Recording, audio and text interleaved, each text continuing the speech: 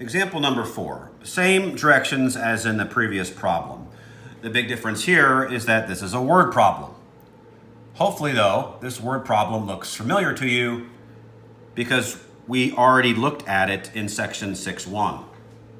So go ahead and look at your notes from section 6.1 and go ahead and set up what this linear programming problem would look like. Because remember, that's what we did in section 6.1. We just set these things up.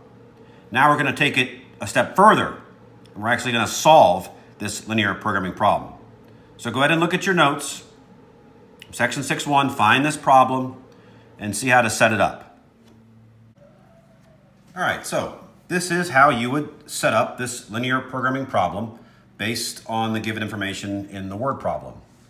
So I tell you what, based upon what I just showed you in example 3, let's go ahead and determine the point of intersection that exists with respect to this system of linear equations, if we were to look at it that way.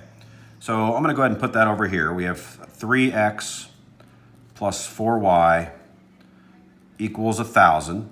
Again, all we're trying to do is determine the point of intersection that exists here with respect to the system of linear equations. So there's our system. What if we, there's our system. What if we multiply the top equation by -3? Wouldn't that get rid of the x terms there? I think it would.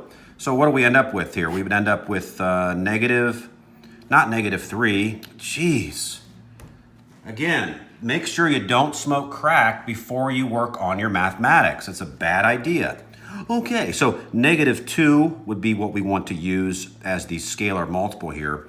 And that would yield what? That would yield a -6x minus 8y equals -2,000. And the second equation would stay exactly the same. All right, now we're going to add both of these together. X's are eliminated. That's the entire point. We get -5y equals negative what? 800. And so therefore, y is equal to positive 160. Okay, well, if y is equal to positive 160, again, think Glade air freshener, plug it in to any one of the original y's, and then solve for x.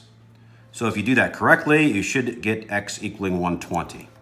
All right, so now this point, 120, 160, will be one of our vertices in this particular linear programming problem. So I'm going to go ahead and plot that on my graph paper now. All right, here's my graph paper. So every 2 blocks will represent 25 units. So this would be 50, 100, 150, 200. All right, so let's see.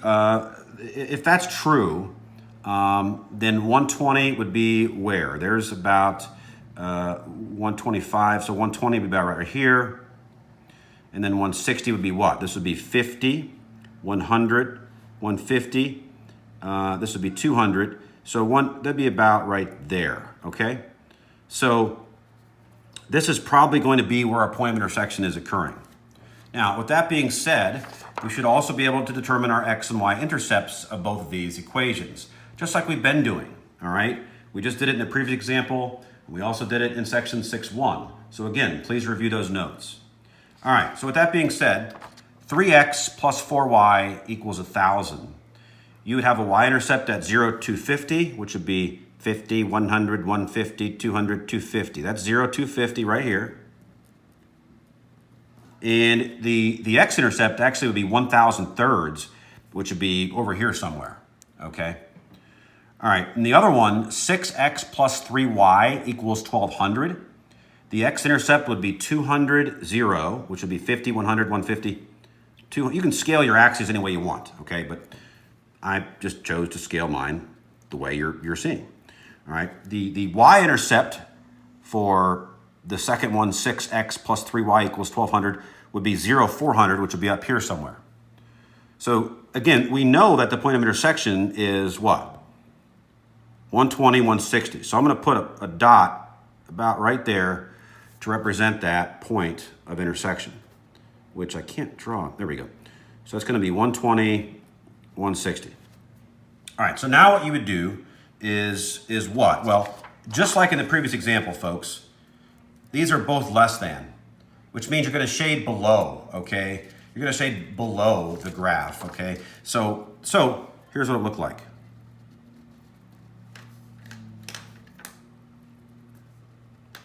There are my two linear inequalities in terms of the segments, and then the solution region would be below these, so this way, okay? So everything shaded here is called your feasible region. So again, all we're doing here in this section is looking at a graphical solution to these linear programming problems, all right?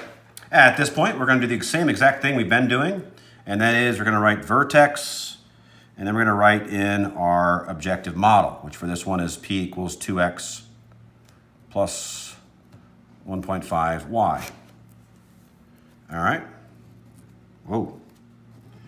Okay, so let's do this. We have 0 to 50. We have 120, 160. We have 200, 0. And we have 0, 0. So for 0 to 50, we're getting what? Plug it in.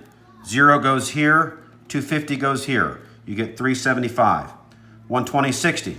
120 goes here. The y value 160 goes here.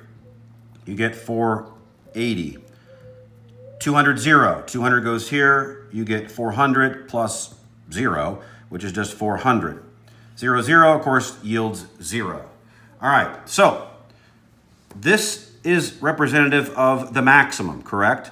But remember, we're looking at a word problem here. So what does this really tell us? Well, here is what it tells us. Everything in this row tells us something, and here is what it's telling us. I'm going to write these 3 dots here. You don't have to do this again, but this means therefore. So therefore what? This particular company, Kane Manufacturing, should do what? They should what? They should produce 120 Model A grades, right? And they should produce 160 Model B grades, okay? Each day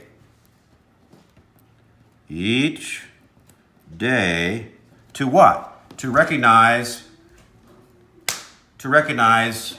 what? Or to realize what? To realize to realize an optimal